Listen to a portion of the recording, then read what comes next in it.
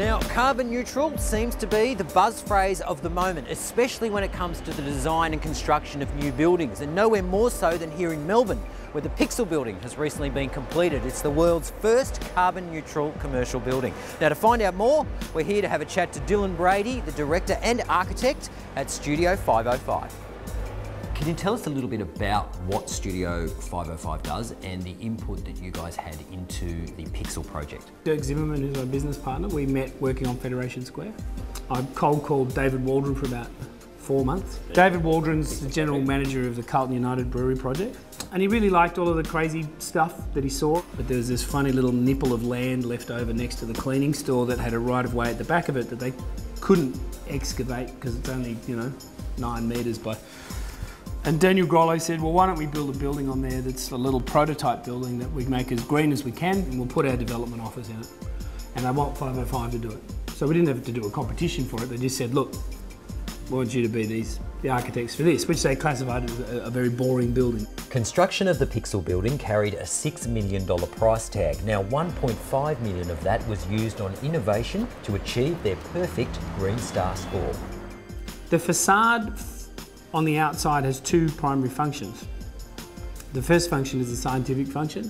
Under Green Star, there's a number of points to do with glare, daylight control, shade, views to the outside. You can't build a building with this kind of aspiration and put it on the corner of that site and make it invisible. And what's been great about the facade and the colours and the flow and all of that sort of stuff is that it's so wacky and so out there, and people are like, wow, I don't know what it is, but I really love it. Can you just give us a rundown on a few of the big ticket items inside? A lot of the technology is to do with energy and then water, right? So they're the 2 primary kind of things that we're dealing with in the building.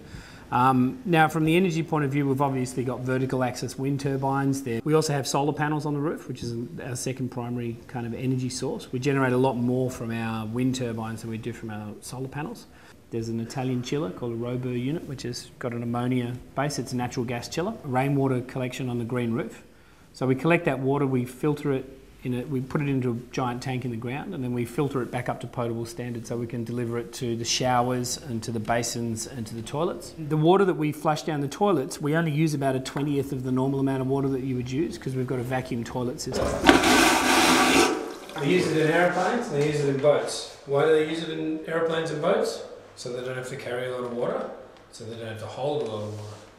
It's a technology that we should be using all over the place because for the power input and the water saving, it's vast improvement. Am I going to notice any difference to my office surroundings?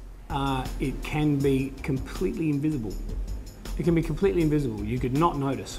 If you in particular feel cooler or warmer than the person who's next to you, you've got the capacity to actually adjust your local condition in a way that you don't in a traditional office. All right, now this is the exciting bit. We are here at Pixel. Let's go and take a look. So we've heard a lot about this baby. It's the anaerobic digester. This is the vacuum generator for the vacuum toilet system. And that sewer waste comes in here, it's basically macerated, it's sent back up this pipe and into this tank. There's a biodegrading process that happens in here that's about a month cycle. And what we do is we harvest off the top of this methane gas, and then pipe up to the top of the building and heat our hot water with. So this is basically a big tank. It's a giant Slurpee machine with a flavour that you really just can't match. You got it. We've got solar, wind, spare ones, lift. We can see how much energy is being used and being generated. In hindsight, is there anything that you would have done differently with this project? I probably would have made my fees a little higher. But I think that overall it's been a pretty good job. I mean, it looks like our renderings, and what more can you ask for? The proof is when there are 80 people in it and they're working, and at the end of a year of working there, are they better? Are they happier? Has the work been as good, if not better, or has there been some difficulties? And it's actually going to be about the managing to understand and kind of work with the users that's going to give it a real key.